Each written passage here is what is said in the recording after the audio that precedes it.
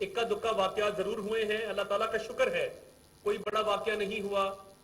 جو اسلحہ ہم نے ضبط کیا ہے، جو لوگ گرفتار کیے ہیں، وہ غیر قانونی طور پہ اسلحہ اپنے ساتھ کیری کر رہے تھے. تو میں تحریک انصاف کو بھی کہوں گا کہ اپنے کارکنان کو پرامن رہنے کی تلقین کریں. ہمارے کارکنان مکمل طور پہ پرامن ہیں، اور کہیں آپ کے لیڈران نے پولنگ اسٹیشن کے اندر جانے کی کوشش کی یا پولنگ اسٹیشن کے گیٹ کے باہر پولنگ کو رکوانے کی کوشش کی تو پھر قانون حرکت میں آئے گا. کسی کو اجازت نہیں دیں گے کہ وہ امن کو خراب کرے اور دھوس دھاندلی سے پولنگ سٹیشنز کے باہر ایک سچویشن کریٹ کرے جہاں پہ ووٹر کو ووٹ کاسٹ کرنے میں دقت ہو. تو یہ حربے ہرگز نہیں چلیں گے. جہاں پہ غیر قانونی آپ کام کریں گے وہاں پہ قانون حرکت میں آئے گا. اور میں نے محکمہ داخلہ کو، پولیس کو یہ واضح ہدایات جاری کی ہیں کہ کسی بھی پارٹی سے تعلق ہو، کسی کو امن خراب کرنے کی، لا اینڈ آرڈر سچویشن کرنے کی ہرگز اجازت نہیں ہے. پرامن الیکشن، شفاف الیکشن، ٹرانسپیرنٹ الیکشن انشاءاللہ اللہ تعالیٰ کے فضل سے انشور کریں. آپ نے کہا کہ جی ہم 20 ملکوں میں دوسری کر رہے ہیں، دوسری بھی آ رہی ہے، ٹرن آؤٹ بھی اچھا ہے. 20 ملکوں کی بات تو آپ کر رہے ہیں، لیکن کچھ لوگ آپ کے اس ڈبے میں سے نکلنا چاہ رہے ہیں. رشتہ رات بھی ایک ساتھ چلے گئے، مزید بھی خبریں آ رہی ہیں، اس بارے میں آپ کیا کہتے ہیں؟ دیکھیں، ابھی میری مولانا غیاث الدین صاحب سے بات ہوئی، انہوں نے تمام افواہوں کی، تمام خبروں کی تردید کی ہے. وہ مسلم لیگ نون کا حصہ ہیں اور رہیں گے انشاءاللہ. اور انہوں نے یقین دہانی کرائی ہے کہ وہ حمزہ شہباز صاحب کو ہی وزیر اعلیٰ کا ووٹ دیں گے. اور جو خبریں چل رہی ہیں ان کی سختی سے تردید کی ہے. وہ ٹیلی ویژن پر انہوں نے بیپر بھی دیا ہے.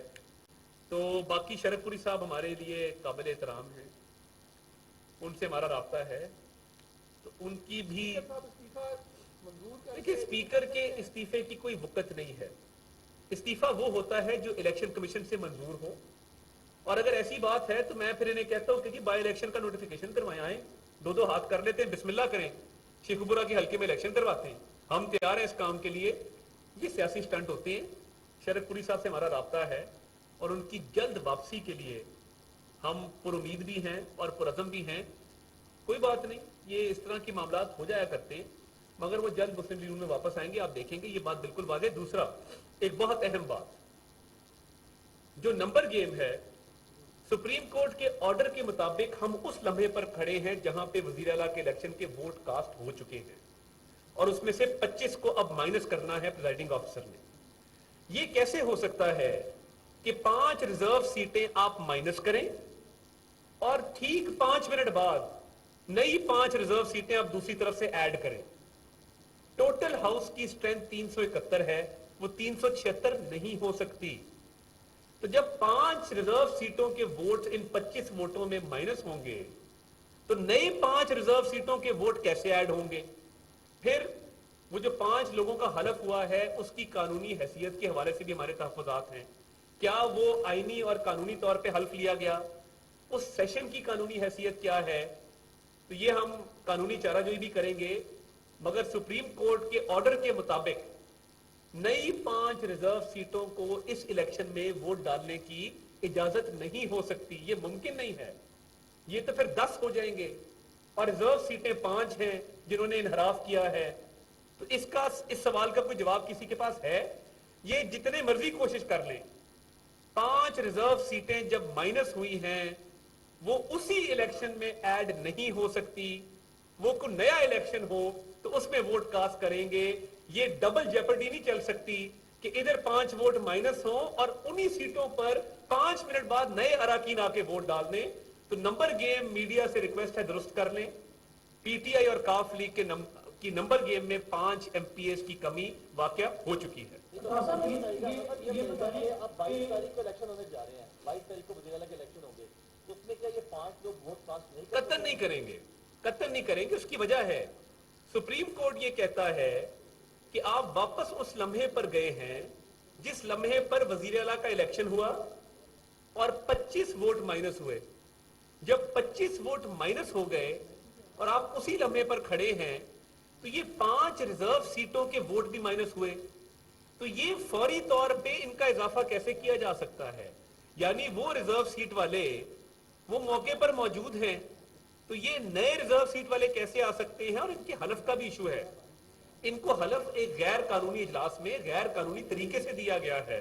तो ये 5 वोट रिजर्व सीटों वाले कानूनी तौर पे 22 तारीख के इलेक्शन में गिनती में शुमार नहीं किए जाएंगे। ये बताएं कि फरूक हबीब के खिलाफ आपको बहुत सबूत सामने आ चुके हैं और बात यहाँ हो चुकी है।